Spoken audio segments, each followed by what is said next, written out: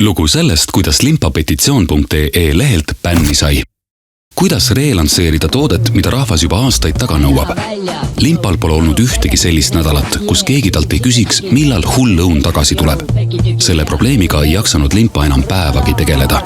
Seega otsustas ta teha midagi ootamatut. Alustada protesti. Alguses oli protest tagasihoidlik. Limpa käis lihtsalt mööda tänavaid ringi oma plakatiga. See aga suurt mõju ei avaldanud.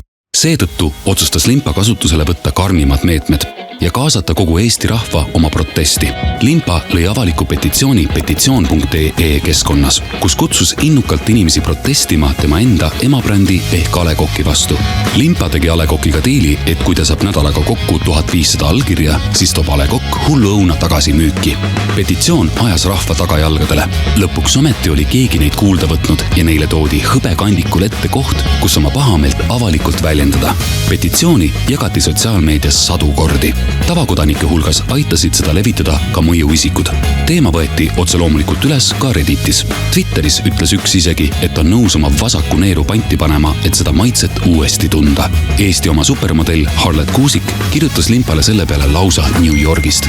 Rahvas oli hullumas ja Limpa kogus mõne päevaga kokku isegi üle 1500 allkirja. Lõpp hea, kõik hea ning hull õun maandus tagasi poelettidele. Mis oli aga kampaania tagajärg? Limpa sotsiaalmeediakanalid plahvatasid. Limpa postkast oli terve suve täiesti umbes. Esiteks sõnumitest, mis andsid teada, kust on hull õun parasjagu välja müüdud ja kus värskelt reestokitud. Teiseks lõpmatutest fännikirjadest. Üks fänn kirjutas joogi lansseerimise puhul laulu. Teine fänn tegi savist hullu õuna kõrvarõngad. Jälgijad jagasid suve jooksul üle 200 korra avalikult stoorides parimaid hinnadiile, maitseteste Ülla, mis siin on?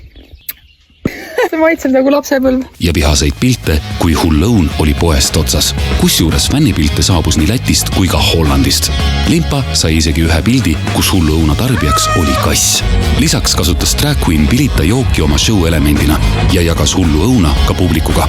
Limpa viis ka ise uut jooki mõjuisikutele, mille tulemusena tuntud suunamudija Chris Boyce, kes varasemalt oli kuulutanud traditsioonilise limonaadi parimaks limsiks Eestis, oli sunnitud oma sõnu sööma ja tunnistama, et Eesti parim karastusjook on hoopis hull õun. Hull õun on definitely parem kui Coca või? Jaa, ta on jumal häristest, see on kõige parem limonaad. Kõige tipuks leidis Limpa kampaania veel ka meedias kõlapinda ja petitsioon.ee otsustas, et rohkem nad oma lehte kampaaniateks kasutada ei luba. Ei tea küll miks. Võib-olla neile ei meeldinud liigne traffic nende veebis. Aitäh, Limpa, et sa selle limonaadi tagasi tõid, aga nüüd järgmisena on vaja kriisimaasikas tagasi tuua.